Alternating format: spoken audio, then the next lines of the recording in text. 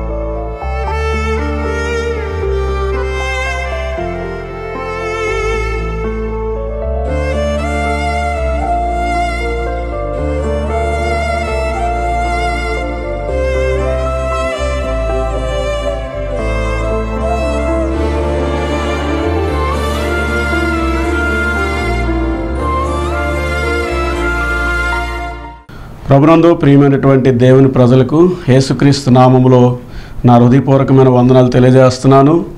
ఈరోజు దేవుని వాక్యాన్ని కొద్ది నిమిషాలు మనం ధ్యానం చేద్దాం.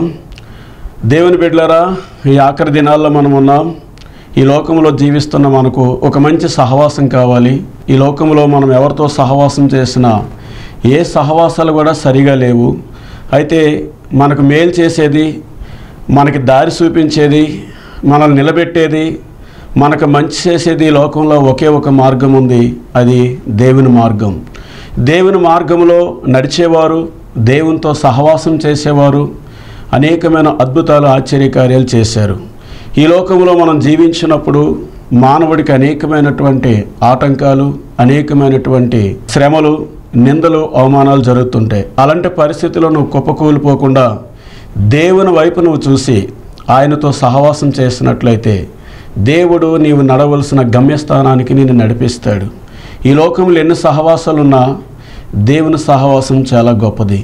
ఈ లోకంలో దేవునితో సహవాసం చేసి దేవునితో నిత్యత్వంలో మనం చేరాలి అని అంటే ఈ లోకంలో కొన్ని ఘట్టాలు దాటవలసి ఉంటుంది.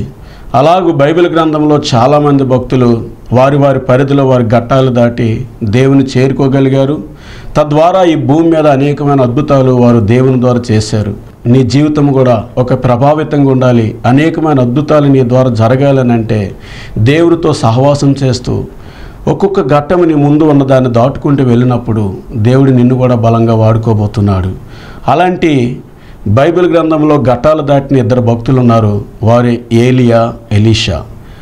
2వ రాజుల గ్రంథము 2వ అధ్యాయము 1 నుండి 15 వచనాలు మనం ధ్యానం చేసినట్లయితే వారిద్దరు భక్తులకి ఒక 5 ఘట్టాలు అక్కడ కనిపిస్తాయి. మొదటగా దేవుని యొక్క పిలుపు ఏలియా గారికి వచ్చింది. ఆ పిలుపుని తన శిష్యుడైన ఎలీషాతో చెప్పినప్పుడు, అయ్యా నీ జీవంతోడు, యెహోవా జీవంతోడు నేను నిన్ను విడవను అని చెప్పి ఏలియాతో ఎలీషా వెంబడించినట్లుగా మనం చూస్తాం. దీని యొక్క అర్థం ఏంటంటే మనం ఏ పరిస్థితులు ఉన్నా మనము దేవుని సహవాసానికి దూరంగా ఉండి మన ముందున్న ప్రతి ఘట్టం దాటుకుని వెళ్ళినప్పుడు తప్పనిసరిగా మన ముందున్న మన పితరులు చేసిన అద్భుతాలు దేవుడు మన ద్వారా కూడా జరిగిస్తాడని దేవుని సేవకుడిగా నేను తెలియజేస్తున్నాను. అయితే ఎలీషాల దాటిన ఘట్టాలు: 1 గిల్గాలు, 2 బేతేలు, 3 సాతాను యొక్క అనుచరులు, 4 ఎరికో, 5 యోర్దాను. ఈ 5 ఘట్టాలు ఏలియా గారు దాటి వెళ్ళినప్పుడు ఆకాశము నుండి అగ్ని రథాలు వచ్చి ఆయన కొనుపోబడి దేవుని రాజ్యంలో శాశ్వతంగా నిత్యత్వంలో చేరినట్లుగా దేవుని యొక్క వాక్యము సెలవిస్తుంది. అదే ఘట్టము గుండా దాటి వెళ్తున్నప్పుడు ఎలీషాతో చెప్తాడు, ఎలీషా నన్ను దేవుడు గిల్గాల్కి వెళ్ళమని చెప్తున్నాడని. ఈ గిల్గాల్ యొక్క అనుభవం ఏంటంటే దేవుని ప్రజలారా, మనకి యెహోషువ గ్రంథము 5వ అధ్యాయము 9వ వచనంలో క్లియర్గా రాయబడి ఉంటుంది. దొర్లింపబడుట అనే అర్థం. దొర్లింపబడుట అంటే మన మీద ఉన్న శాపం, మన మీద ఉన్న పాపం, మన మీద ఉన్న అనేకమైన బంధకాలు, మనకు వ్యతిరేకంగా పోరాడుతున్న ప్రతి సిక్కు సమస్యల నుండి దొర్లింపబడి, లేదా నువ్వు నూతన యొక్క అనుభవంలోనికి వెళ్తూ మారు మనసు పశ్చాత్తాపం కలిగి నీ పాపాన్ని ఒప్పుకొని నీ మీద ఉన్నటువంటి ఆ శాపమును తొలగించుకొని దొర్లించుకొని నువ్వు దేవుని వైపు వస్తే, దేవునితో సహవాసం చేస్తే, వెంటనే ఏలియా గారు బేతేలుకి వెళ్ళినట్లుగా దేవుడు ఈ పాప భూయిష్టమైనటువంటి భౌతిక సంబంధమైన జీవితంలో దాటించి ఆయనతో సహవాసం చేస్తున్నట్లయితే బేతేలు అనే అనుభవంలోనికి దేవుడు నిన్ను నడిపించబోతున్నాడు. బేతేలు యొక్క ఘట్టం ఏంటంటే, బేతేలు అనగా దేవుని మందిరం అని బైబిల్ గ్రంథం మనకు సెలవిస్తుంది. ఆదికాండము 28వ అధ్యాయము 15 నుండి లాస్ట్ వచనాల వరకు మనం చూస్తే, యాకోబు తల్లిదండ్రుల దగ్గర నుండి, అన్న దగ్గర నుండి భయానికో పారిపోయిన సమయంలో బేర్సబా అరణ్యం దగ్గర ఒక సాయంకాలం అయింది. ముందుకు వెళ్ళలేక వెనక్కి రాలేక అక్కడే ఒక రాయిని తలగడగా తీసుకొని తాను నిద్రపోయే సమయంలో పరలోకము తెరవబడి ఆకాశానికి భూమికి నిచ్చెనలు వేయబడ్డం, దేవదూతలు పైకి కిందకి ఎక్కడము దిగడము ఆయన చూస్తాడు. ఇది పరలోకపు గవిని వేరొకటి కాదు, ఇది దేవుని మందిరం అని చెప్పి ఆ రాయిని తీసుకొని అక్కడ పాతి ఇది బేతేల్ అనే దానికి పేరు పెట్టాడు. బేతేల్ అనగా దేవుని మందిరం. నా ప్రియమైనటువంటి దేవుని ప్రజలారా, లోకంలో జీవిస్తున్న దేవుని బిడలారా, ఈ లోకము పాపభూయిష్టమైనటువంటి ప్రపంచంలోనూ వేరై మారు మనసు పొంది బేతేల్ అనే ఒక అనుభవంలోకి వెళ్ళినట్లయితే దేవుడు నిన్ను దీవించబోతున్నాడు. బేతేల్ అనగా దేవుని మందిరం. దేవుని మందిరంలో సంతోషం ఉందని 16వ కీర్తన 11వ వచనంలో మనం చూస్తాం. దేవుని మందిరంలో దేవునితో సహవాసం చేసేవారు పచ్చగా ఉంటారని కీర్తన గ్రంథము 52:8లో మనం చూస్తాం. అలాగే దేవుని మందిరంలో ఒక్క దినము గడుపుట 1000 దినముల కంటే శ్రేష్టమని 84వ కీర్తన 10వ వచనంలో మనం చూస్తాం. నీ మందిరమందు నివసించేవారు ధన్యులని 84వ కీర్తన 4వ వచనంలో మనం చూస్తాం.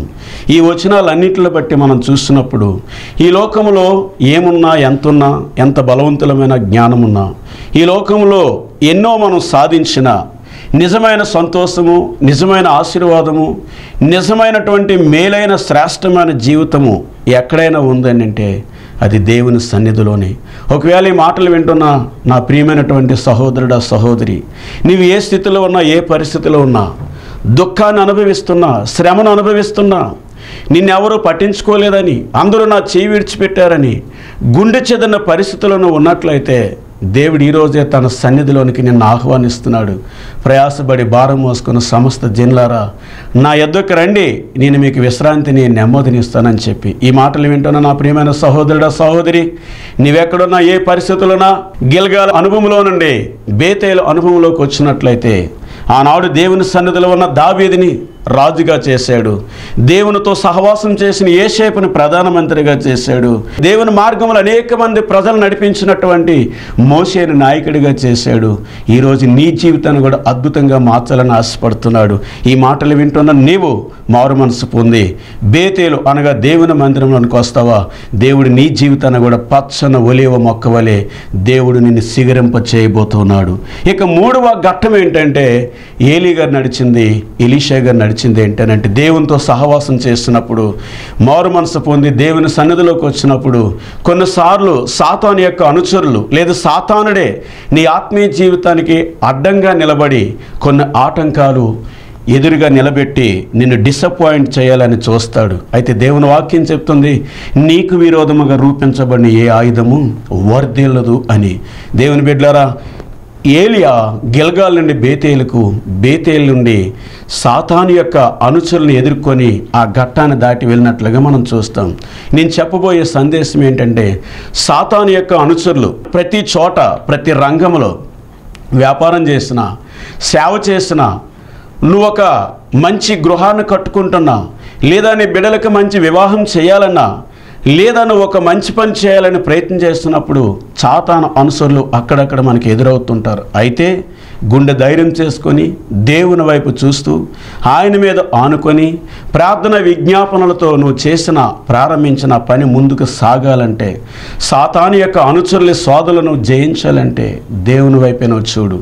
యేసు ప్రభువు కూడా శోధన వచ్చింది. మత్తయి సువార్త 4వ అధ్యాయం, లూకా సువార్త 4వ అధ్యాయంలో మనం చూస్తే సైతానుడు యేసుక్రీస్తు ప్రభువును కూడా విడిచిపెట్టలేదు. చిన్న చిన్న ప్రార్థనలు చేస్తూ కొంచెం భక్తి కలిగి ఉన్న మన జీవితంలో కూడా వాడు రావచ్చు, ఆటంకపరచవచ్చు. అటువంటి సమయంలో నువ్వు నిరాశ చెందొద్దు, భయపడొద్దు. కానీ నువ్వు ధైర్యంగా ఉంటే దేవుడు తప్పనిసరిగా నీకు సాతాను యొక్క అనుచరులు వ్యతిరేకంగా ఉన్న స్థితిలో దేవుడు ముందుకు నడిపించబోతున్నాడు. దేవునికి మహిమ కలుగునుగాక.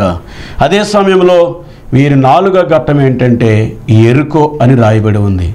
యెరికో అంటే మనకి బైబిల్ గ్రంథంలో, యెహోషువ గ్రంథంలో యెరికో యొక్క చరిత్ర మొత్తం కూడా రాయబడి ఉంటుంది. యెరికో అనగా శపించబడినదని, అక్కడ నరహంతకులు, వ్యభిచారులు, అలాగే దొంగలు, జూదమాడేవారు, త్రాగుబోతులు, వరస లేకుండా నైతిక విలువలు కోల్పోయే పట్టణమే యెరికో పట్టణం.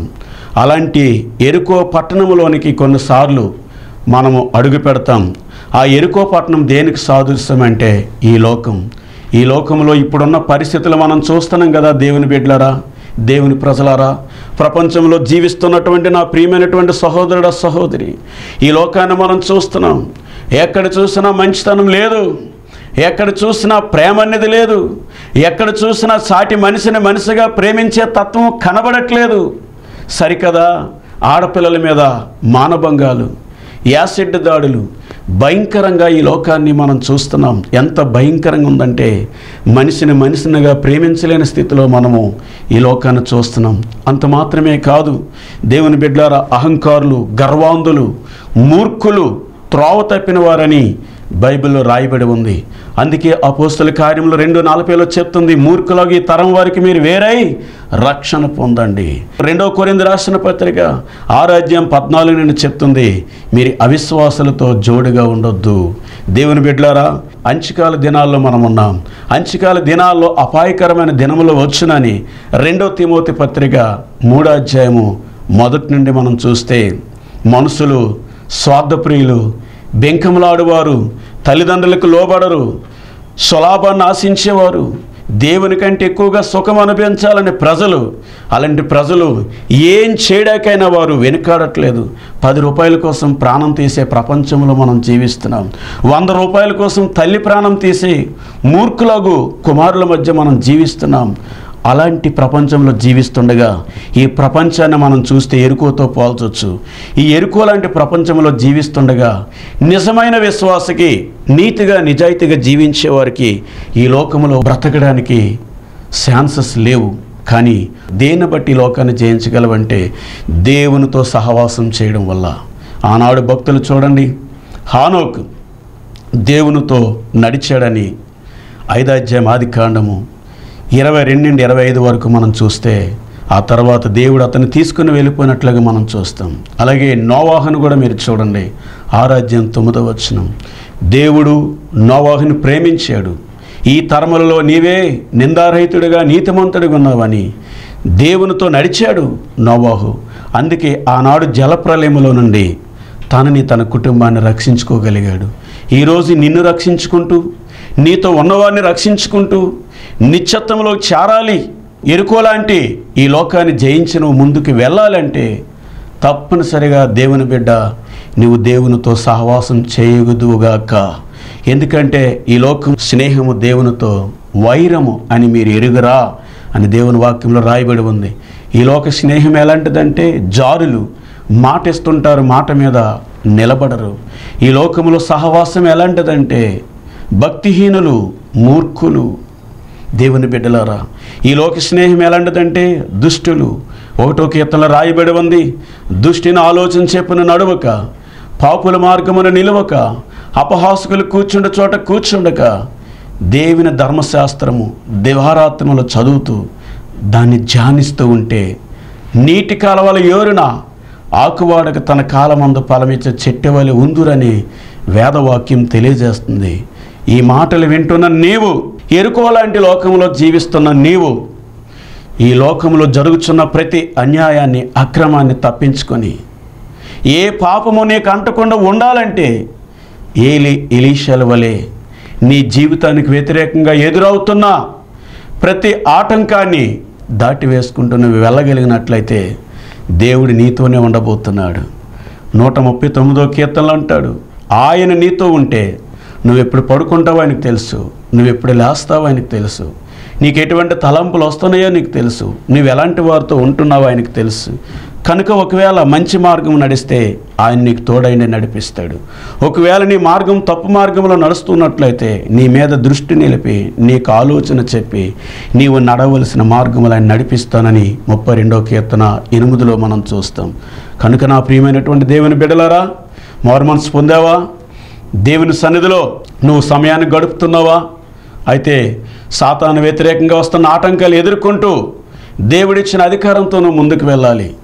అదే సమయంలో ఎరుకో లాంటి పరిస్థితులు ఎదురైనప్పుడు కూడా నువ్వు అపవిత్రమైనది దేనిని ముట్టొద్దని యెషయా గ్రంథం 52, 10, 11, 12 వచనాలు మనం చూస్తాం. పారిపోండి, మీరు అక్కడి నుండి పారిపోవడి, అపవిత్రమైన దేనిని మీరు ముట్టొద్దని రాయబడి ఉంది.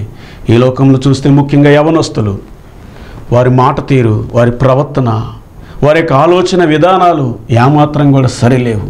ఈ మధ్యకాలంలో నేను ఒక మీటింగ్ వాక్యం చెప్పడానికి వెళ్తూ ఉండగా ఒక రైల్వే స్టేషన్లో ఒక 13, 12 సంవత్సరాల వయసు కూడా ఉండదు, సిగరెట్ పెట్టి ఒక జోబీలో ఇంకొక చేత్తో బీరు బాటిల్ పట్టుకొని రోడ్ల మీద ఎర్రవీగుతూ పిచ్చి కోతలు కూస్తూ వారి ప్రవర్తన తీరి ఏమాత్రం కూడా బాగలేదు. నేను అనుకుంటా అలాంటి వారికి ఏం చెప్పినా వారు చేసి పడేస్తారు.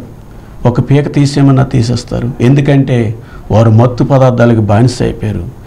ఆ చిన్న వయసులోనే ధూమపానానికి, మత్తు పదార్థాలకు బానిస అయిపోయిన వారు, డ్రగ్స్కి బానిస అయిపోయిన వారు ఈరోజు ఎలాంటి క్రూరమైన పనులు చేస్తున్నారో మన కళ్ళారా మనం సోషల్ మీడియాలో చూస్తున్నాం.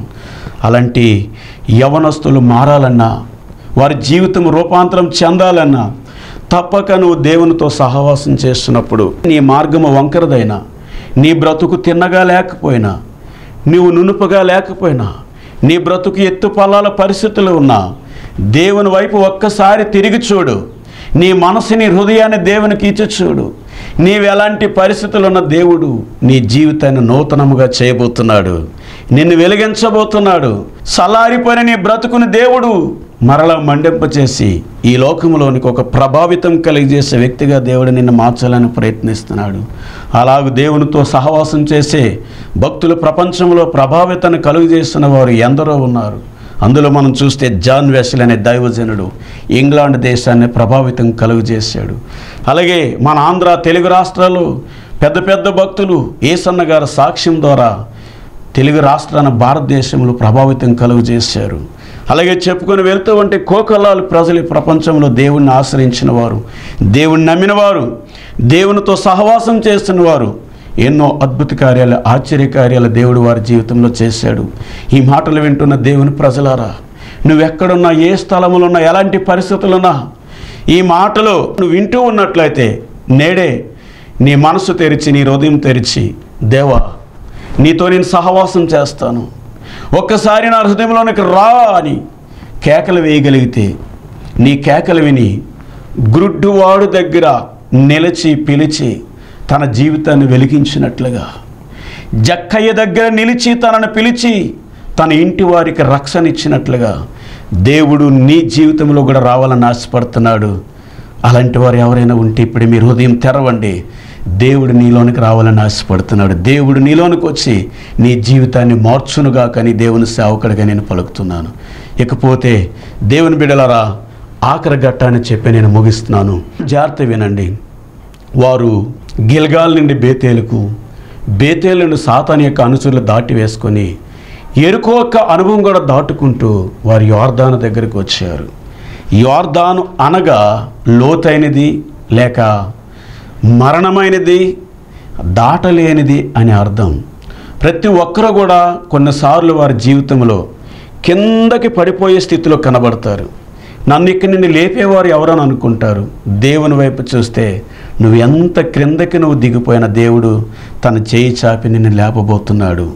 ఒకవేళ దావీదులాగా గాఢాంధకారపు లోయలలో నేను సంచరించనను, ఏ అపాయమునకు భయపడను అని చెప్తాడు దావీదు. ఒకవేళ నువ్వు గాఢాంధకారపు లోయలు అనగా మరణపు నీడలో నువ్వు నడిచి అనుభవాల్లో నువ్వు ఉన్నట్లయితే నన్ను ఎవరు రక్షిస్తారు? ఈ ప్రాణాపాయము నుండి నన్ను ఎవరు విడిపిస్తారు? నాకు జీవితమే లేదా, నాకు బ్రతికే లేదా అని కృంగిపోయిన స్థితిలో నువ్వు ఉన్నావా? ఈ మరణపు ఘట్టము నుండి నన్ను ఎవరు దాటిస్తారని కృంగిని స్థితిలో ఉన్నట్లయితే దావీదు చెప్పగలిగినట్లుగా నువ్వు చెప్పగలిగితే గాఢాంధకారపు లోయలలో కూడా దావీదుకు సహాయం చేసిన దేవుడు నీకు కూడా సహాయం చేసి మరణపు కోరలుండి దేవుడు నిన్ను విడిపించి జీవం ఇవ్వడానికి మన దేవుడు సజీవుడై ఉన్నాడు. అందుకే యోహాను సువార్త 10:10 రాయబడుతుంది, దొంగతనమును హత్యను నాశనం చేయటకు వస్తాడు కానీ మరి దేనికి రాడు. నేనైతే గొర్రెలకు జీవం ఇచ్చుటకు సమృద్ధిగా ఇచ్చుటకు వచ్చి ఉన్నానని చెప్తాడు. గొర్రెలంటే గొర్రెలకు కాదు దేవుని బిడ్డలారా. గొర్రె స్వభావము సాధు స్వభావము, గొర్రె స్వభావము మెత్తన స్వభావము. ఆ గొర్రెతో మనిషిని పోల్చాడు. దేవుని బిడ్డలారా, గొర్రెలకు సమృద్ధిగా జీవం ఇచ్చుటకు నేను వచ్చానని చెప్తున్నాడు. మరణపు కోరల్లో లేవలేని స్థితిలో నువ్వు పడిపోయిన స్థితిలో ఇంకెవరు నన్ను విడిపించలేరు, నా బ్రతుకు ఇంతే అని సతకిల పడిపోయి ఉన్నావా?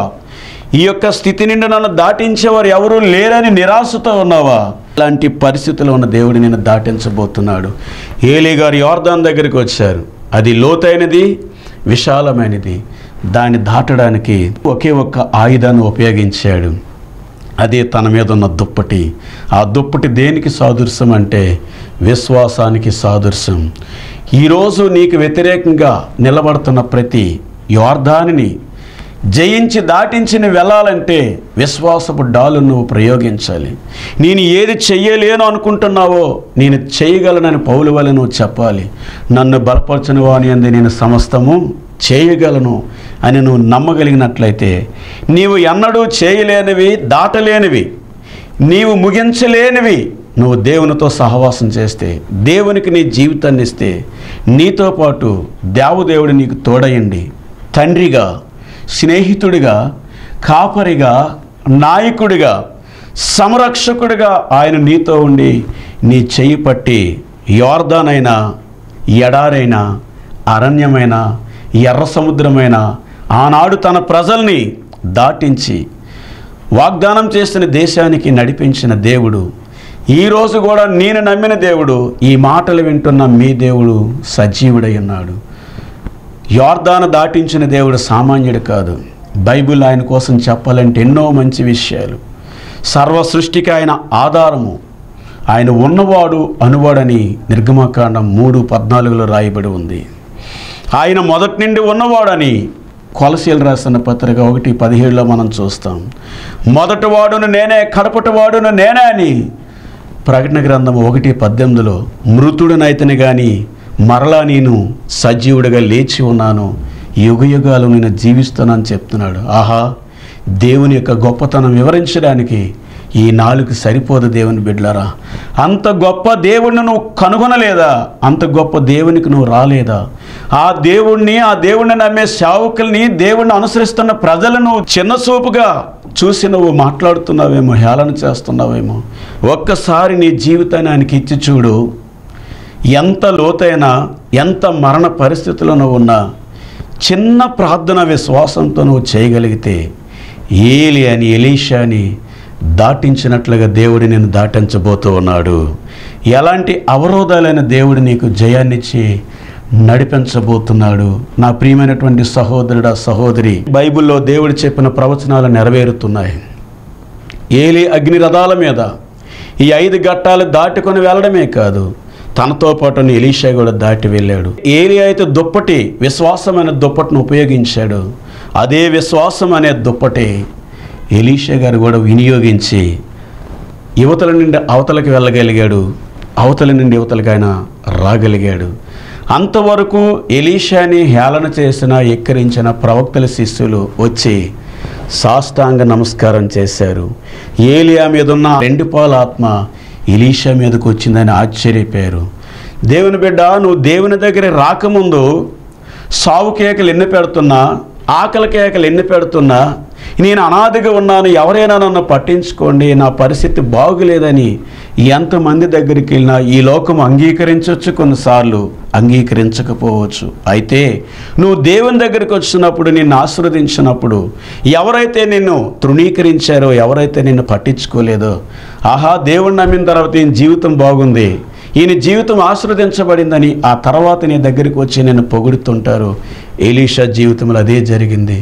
ఈరోజు లోక సంబంధమైన ప్రతి పాపాన్ని, హేయమైనది విడిచిపెట్టి ఈ జీవము గల దేవునితో నువ్వు సహవాసం చేయగలిగినట్లయితే దేవుడు ఏలియాని దాటించిన దేవుడు, ఎలీషాని దాటించిన దేవుడు నిన్ను కూడా దాటించడమే కాదు, ఈ భూమి మీద నీకు ఆయుష్ ఉన్నన్నాళ్ళు కూడా దేవుడు నీ ద్వారా కొన్ని ఆశ్చర్యకార్యాలు, అద్భుత కార్యాలు దేవుడు చేస్తూ ముగింపులో నిన్ను మహిమలోనికి చేరుస్తాడు. దేవుని వాక్యాలు రాయబడ్డాయి. మత్తయి సువార్త 24:31 లోకములో ఉన్న ప్రజలందరినీ సమకూరుస్తున్నాడు. మంచివారిని, చెడ్డవారిని, బుద్ధి కలిగిన వారిని, బుద్ధి లేని వారిని, సత్యములో నడిచేవారిని, అసత్యములో ఉన్నవారిని పోగు చేస్తున్నాడు. తీర్పు జరగబోతుంది.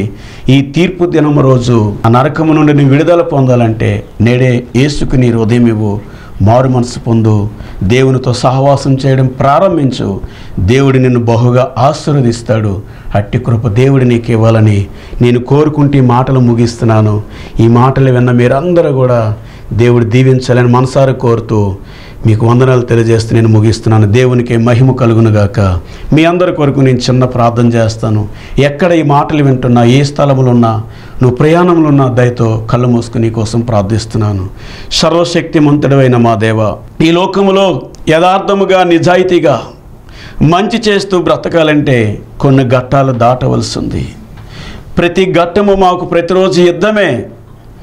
నరుల కాలం ఈ భూమి మీద యుద్ధకాలం కాదని యోబు చెప్తున్నట్లుగా నా తండ్రి, మా జీవితంలో అనుదినము యుద్ధాలే. అలాంటి యుద్ధ భూమిలో నివాసం చేస్తున్న ఈ బ్రతుకులో మాకు వ్యతిరేకంగా వస్తున్న ప్రతి ఘట్టాన్ని దాటుకుంటూ మీ ముందుకెళ్ళడానికి సహాయం చేయండి. ఆనాడు మా పితరులు నీతో సహవాసం చేసి ప్రతి ఘట్టాన్ని దాటుతూ భూమి మీద అద్భుతాలు చేశారు. మేము కూడా అదే రీతిగా మాకు వ్యతిరేకంగా ఉన్న ప్రతి ఆటంకాలను అధిగమించుకుంటూ దేవా ఈ భూమి మీద అద్భుతాలు చేస్తూ ముగింపులో మహిమలో చేరే కృప మాకు దయచేయమని యేసు శక్తి కలిగిన నామములో ప్రార్థన అడిగి వేడుకుంటున్నాము మా తండ్రి. ఆమేన్, ఆమేన్. దేవుడు మిమ్మల్ని దీవించునుగాక. దేవుని బిడ్డలారా, మరొకసారి మీకు వందనాలు తెలియజేస్తున్నాను. ఈ మాటలు విన్నారు కదా మీరు.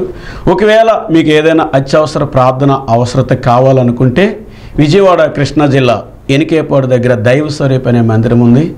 ఆ మందిరంలో ఎప్పుడూ నిత్యము ప్రార్థనలు జరుగుతుంటాయి. దైవ సేవకులు అందుబాటులో ఉంటారు. అక్కడ శుక్రవారం, ఆదివారం ఆరాధన జరుగుతుంది. అనేకమైన బ్రాంచ్ చర్చీలు స్థాపిస్తూ సేవకుల్ని నడిపిస్తున్నారు.